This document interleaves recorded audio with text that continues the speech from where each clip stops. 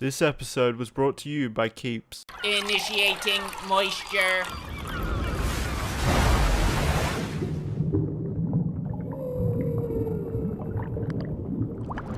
It's been a long time since a movie's come out now. I almost don't know what it feels like to watch a new movie anymore, but luckily something did come out. The new Scooby-Doo animated movie called Scoob. It's on demand, so I checked that shit out today.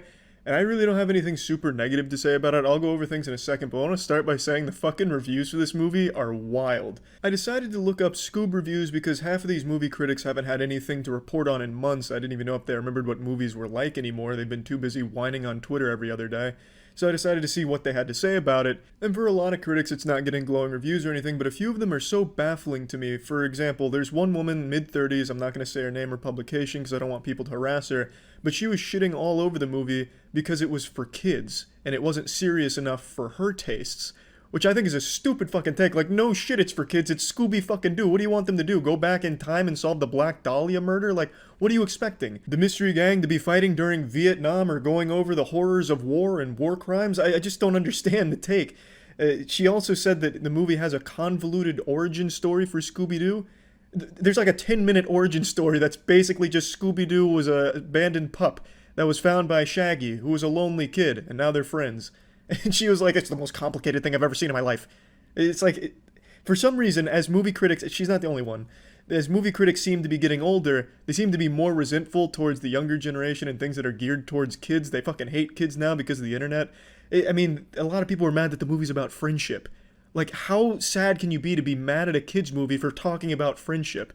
Yeah, the movie is all about friendship, and now these people are upset about it because they don't know what a human connection is anymore, the good things that come from it. I don't know. It's weird.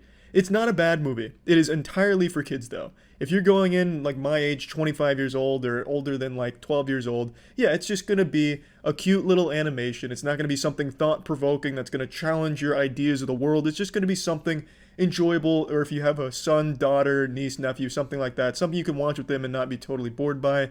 I grew up watching the old Scooby-Doo, so I knew exactly what to expect and kind of the tone it was going to have, and it hit all of those similar beats, but it goes in a different direction. Instead of just unmasking fake ghouls and goblins and hauntings, in the Scoob movie, they actually do tackle some real supernatural stuff, and I think it's an enjoyable take on Scooby-Doo. It's not the first time Scooby-Doo's ever done that. For example, one of the best Scooby-Doo movies, Zombie Island, had real monsters. So this isn't like new or innovative for Scooby-Doo itself. It's just a fun, decently animated movie. It's not the best animation. It's not up to like a Pixar level animation, but it's good.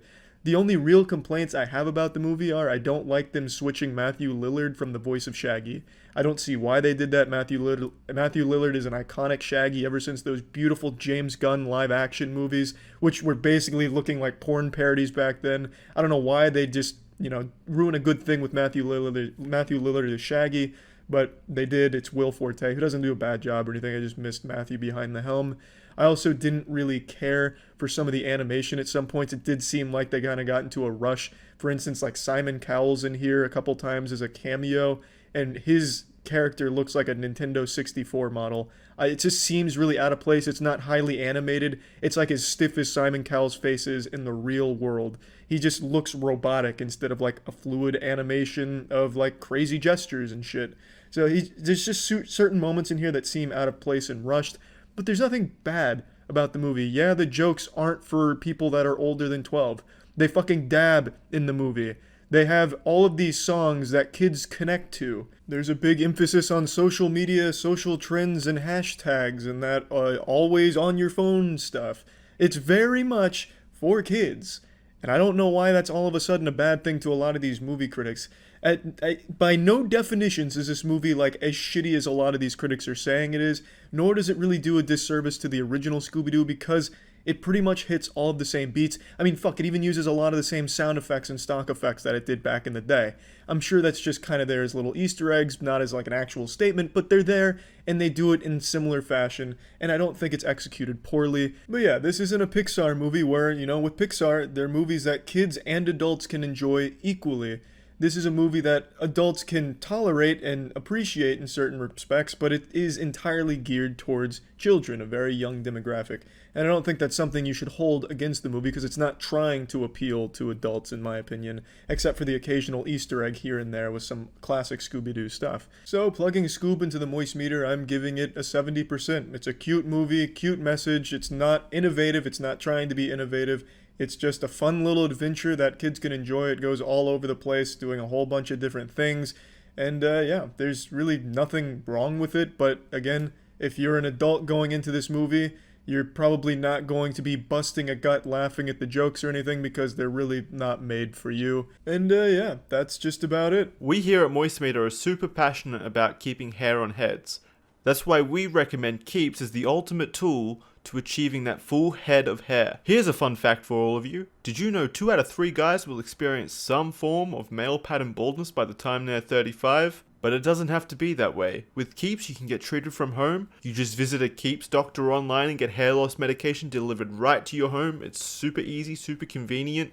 And as I just said, you'll have an actual doctor looking at you and making sure that this is the medication that's suitable for you. If personal hair loss is something you've noticed recently, I recommend getting in there quick with Keeps because prevention is key. The sooner you get in there, the more hair you'll save. If you're ready to take action and prevent hair loss, go to keeps.com/moist or click the link in the description to receive 50% off your order. That's keeps.com/moist.